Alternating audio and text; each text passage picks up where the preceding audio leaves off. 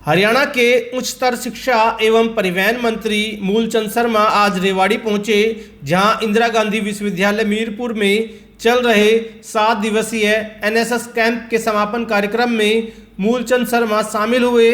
Cabinet मंत्री ने कहा कि एनएसएस कैंप के जरिए छात्रों ने संदेश दिया है कि पर्यावरण संरक्षण, सफाई व्यवस्था, पौधारोपण, पॉलीथीन मुक्त भारत जैसे कार्यक्रमों में सभी को बढ़ चढ़कर भाग लेना चाहिए। आईजू में लगाए गए 7 दिवसीय राष्ट्रीय सेवा योजना शिविर में 16 राज्यों के 200 से ज़्यादा बच्चों ने हिस्सा लिया। पत्रकारों से बातचीत करते हुए कैबिनेट मंत्री मूलचंद शर्मा ने कहा कि छात्र संगठन के चुनाव से पहले शिक्षा जरूरी है। बता दें कि छात्र संगठन इनसो लगातार मांग कर रहा है कि छात्र संघ के चुनाव कराए जाए। आज भी छात्र संगठन ने मंत्री को ज्ञापन सौंपा है। मंत्री जी के बयान से साफ है कि अभी सरकार छात्र संगठन चुनाव कराने के किसी मूड में नहीं है। बता दें कि इंदिरा गांधी विश्वविद्यालय मीरपुर रेवाड़ी शहर से करीबन 10 किलोमीटर दूर है।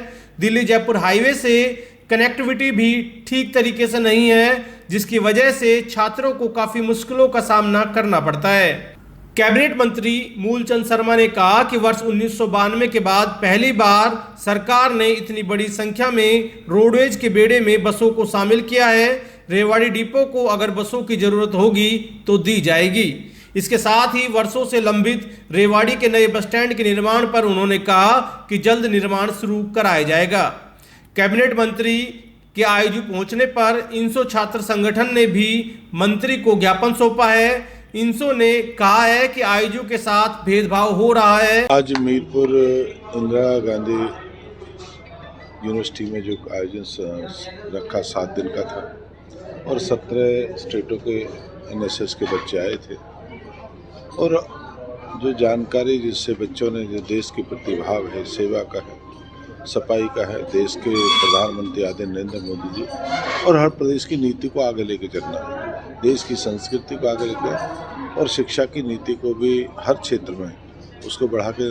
और जो एनएसएस वालों ने जानकारी दी, हमने पेड़ लगाना, हमारा लक्ष्य सफाई करना और पॉलीथीन मुक्त करना, ये सबसे बड़ी जानकारी है कि नई पीढ़ी को जागरूक करना और पेड़ों की रक्षा करना।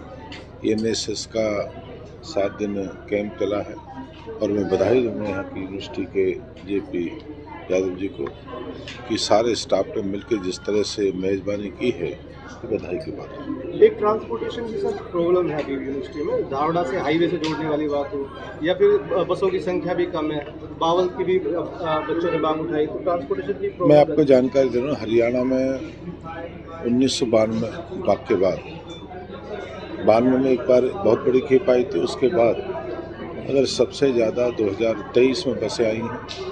अब 3000 बस हमारी आ चुकी हैं, कोई 10 दिन में 20 दिन पूरी हो जाएंगी। हम पे चाहे इलेक्ट्रिकल बस है, डीजल बस है या दूसरी हमारी सीएनजी बस है, वो सारी हमारी आ चुकी हैं। और कोई डिपो है, अगर रेवाड़ी में कमी है तो वहाँ भी बसों की पूर्ति करेंगे जी। उसके जो मुख्यमंत्री स्टेम है उनके सामने इस चीज़ का फैसला लिया जाएगा। चुनाव को, शिक्षा को भी देखना है और चुनाव को भी देखना है। शिक्षा पहले है, बाकी बात। एक सर, रेवाड़ी का जो कॉलेज है वो लंबे समय से 2015 में मुख्यमंत्री जी ने घोषणा की थी, आज तक ईंट नहीं लगी, जमीन तक नहीं मिली अभी। जल्दी है, जमीन उपलब्ध होने के बाद टेंडर लगा दें, जल्दी। बस स्टैंड की भी है जी ऐसी रेवाड़ी, बस स्टैंड रेवाड़ी का कर दे, जल्दी चालू होगा। ठीक है। हमने हरियाणा सरकार के जो मंत्री आए थे आज, उनको हरियाणा के अंदर प्रत्येक छात्र संघ चुनावों के लिए आज मेमोरेंडम दिया है। और सरकार जब अपना मैनिफेस्टो जारी करा था तो उसके अंदर हरियाणा के अंदर प्रत्येक छात्र संघ चुनावों की बात उन लोगों ने कही थी। 2018 के अंदर इनडायरेक्ट रूप से इलेक्शन हुए, उसके बाद कोविड आ गया। सरकार ने लास्ट टाइम बोला कि कोविड की वजह से लेट सेशन शुरू हुआ है, इस वजह से हम इलेक्शन नहीं करवा सकते। लेकिन अभी कोविड की भी कोई महामारी नहीं है, उसका भी कोई बहाना नहीं रहा। और स्टूडेंट्स को भी अपने प्रतिनिधि चुनने का अधिकार मिलना चाहिए, उनकी भी अपनी सरकारें होनी चाहिए, उनकी बातों को भी कोई मनवा सके, उनकी बातों को कह सके। इसलिए हम चाहते हैं कि हरियाणा के अंदर प्रत्यक्ष रूप से छात्र संघ चुनाव हो। अभी मंत्री जी क्या कहें, पढ़ाई जरूरी है चुनाव। इस चीज़ के बारे में मैं शायद मंत्री जी को याद दिलाना चाहता हूँ कि शिक्षा ही हमें चुनने का अधिकार देती है। शिक्षा ने ही हमें ये सब सिखाया है कि आप अपने प्रतिनिधि चुने।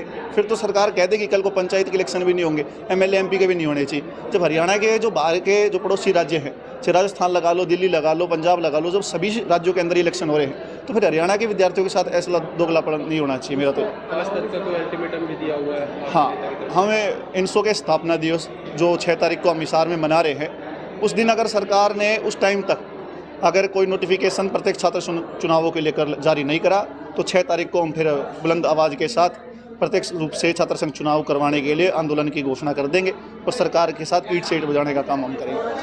ट्रांसपोर्टेशन की बात थी और कुछ मांगे थी, जैसे आपकी जिस यूनिवर्सिटी में रहने काफ़ी भेदभाव का आरोप भी लगता रहा है। देखिए, इस चीज़ के मैं आपका समर्थन करता हूँ और इस चीज़ के बारे में सच बोलता हूँ कि अभी मैंने देखा भी कि मंत्री जी 5 लाख रुपए दे के गए हैं। ये ऊँट के मुंह में जीरे डालने वाली बात है।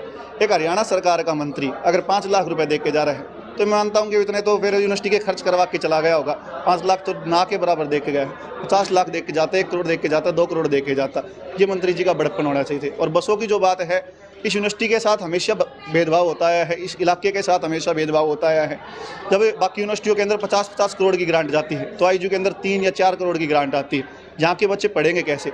जब आप देखते होंगे हरियाणा सरकार के अंदर हरियाणा भिवानी बोर्ड का जो रिजल्ट आता है, 10th का लगा लो, 12th का लगा लो, यहाँ के बच्चे बिना सोर्स के हरियाणा के अंदर सबसे अगर कोई आगे आने का काम करता है तो रेवाड़ी महेंद्रगढ़ जिले के बच्चे आने का काम करते हैं। लेकिन जब हायर एजुकेशन की बात आती है तो फिर यहाँ के बच्चों के साथ पिछड़ापन और दुर्व्यवहार यहाँ करवाना पड़ता है। क्या यहाँ के बच्चे चपरासी तक सीमित रहेंगे? क्या यहाँ के बच्चों का अधिकार नहीं है कि वे भी अधिकारी बने?